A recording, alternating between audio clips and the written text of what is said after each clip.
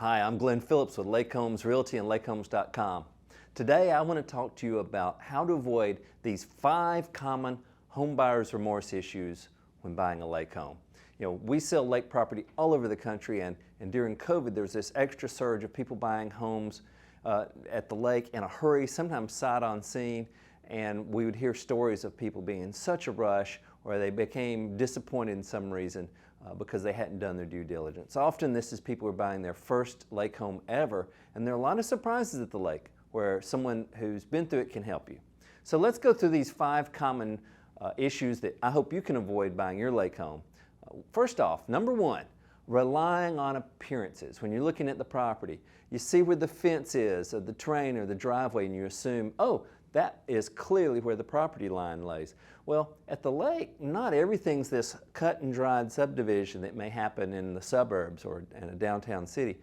These things may have been there for some time. They may have been put up, the fence may have been put up wrong, the driveway, the terrain could have changed, lots could have been deeded slivers. It's very different in particularly rural environments at the lake if it's not a cut and dry subdivision or development. Same thing about docks and piers. You go out there and you say, hey, look, the neighbor's house, they all have houseboat, docks that can, that are out there, or they have a shelter for their boat. Well, that doesn't mean you can get it. Those may have been grandfathered in. So you need to do your due diligence on all aspects of this. Get the survey, find out about the different things. In fact, that leads me to tip number 2, assuming HOA rules. If you've never bought a lake home, or if you've owned one in one place, the rules at a lake and the rules around that association, even if it's a lake association, can vary wildly from lake to lake or community to community, and they're going to have differences that may have nothing to do with anything you've ever seen in another environment. So don't just assume, oh, I know how this works. Get the absolute latest rules from the HOA. Don't rely on some website that may not have the current things. A lot of people make informational websites and they grab things and then they never update them. So get the latest HOA rules. Brings me to tip number 3. Don't assume shoreline usage. Most of the lakes are controlled by some entity, the government or a power utility, and they have very strict rules about can you build a dock, how you have to maintain it, when you can do your repair work. So don't just assume you see other docks and piers that you can make one yourself. You might not. You may need a permit and there may not be any available. Find out. That's something that you can be researched. It's up to you to do your due diligence. So number 4 on buyer's remorse when buying a lake home is ignoring the flood insurance and the cost of that flood insurance.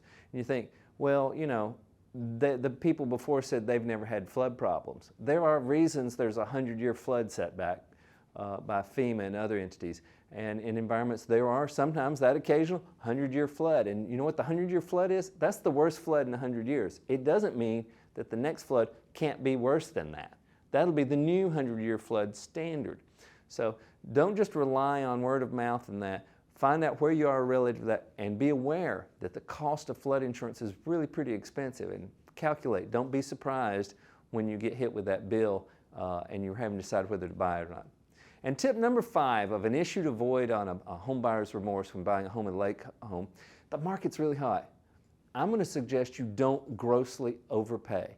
It's a desired purchase. People are excited to get to the lake. It's an emotional purchase. Now, if you want to overpay and you know you're overpaying, then that's one thing. You're saying, I will take a loss when I sell this home later. But lake homes have been in a super demand, which has really driven prices up, and it's very likely once inflation comes along and the economic cycles change that these prices, they may stay fairly where they are, but they may drop a little bit.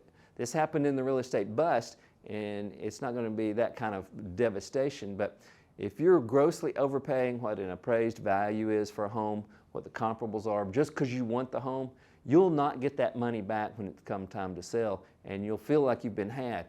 Do your homework. All of these issues are avoidable if you just take the time, slow down, and do your due diligence. You'll be much happier about that lake home. You won't have that remorse, and you can really enjoy it and live that lake lifestyle.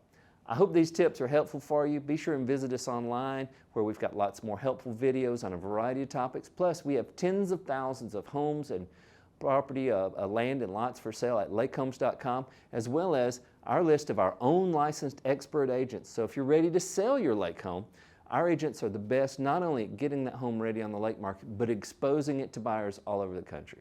Thank you and have a great day. For more information, be sure to check out lakehomes.com.